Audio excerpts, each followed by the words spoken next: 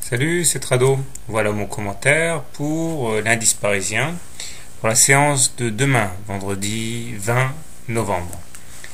Alors, malheureusement, les échecs successifs contre le haut du canal rouge ont fini par user les velléités haussières et c'est une sanction assez sévère qui s'abat sur l'indice parisien aujourd'hui.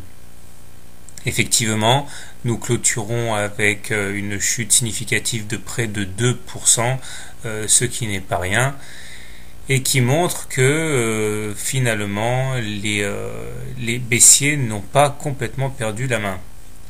De manière plus générale, j'ai tracé une nouvelle fourchette d'Andrews grise, et dont la médiane, si elle était ralliée, attirerait les cours aux alentours des 3615-3620.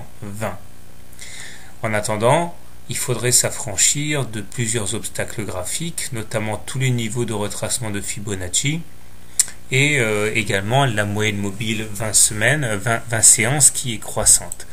Alors le fait d'avoir tracé les Fibonacci hier a pu s'avérer d'une certaine utilité parce qu'on voit que la chute d'aujourd'hui a défoncé le niveau des 23,6% de Fibonacci. Par contre, elle s'arrête pile poil au niveau des retracements de 38% de Fibonacci.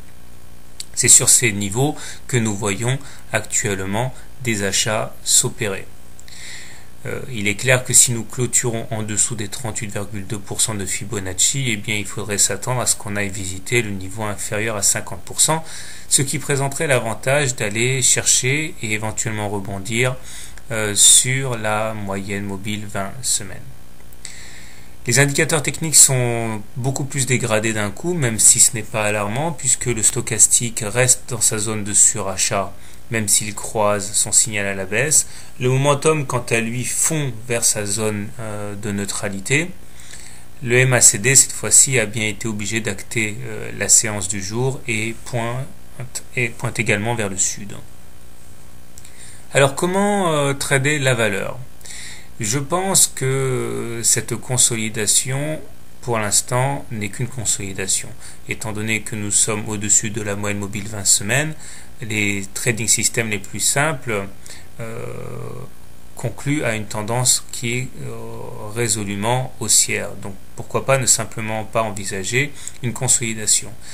Je pense que si on veut trader long l'indice parisien, il pourrait être intéressant d'acheter le CAC en cas de contact avec la M20 et, j'insiste, en cas de clôture au-dessus de la M20. C'est-à-dire que si on la touche, qu'on la transperce et qu'on rebondit, ça peut être intéressant pour acheter en espérant donc retourner au moins sur le haut du canal rouge.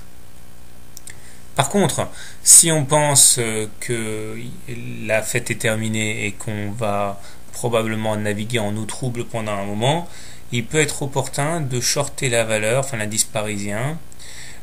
Pourquoi pas ne pas jouer une nouvelle rotation dans le canal rouge, c'est-à-dire en essayant de shorter au plus près du haut du canal rouge, stop loss en cas de clôture hors de ce canal rouge, voire même en cas de clôture au-dessus des plus hauts, ça sera même encore plus sûr.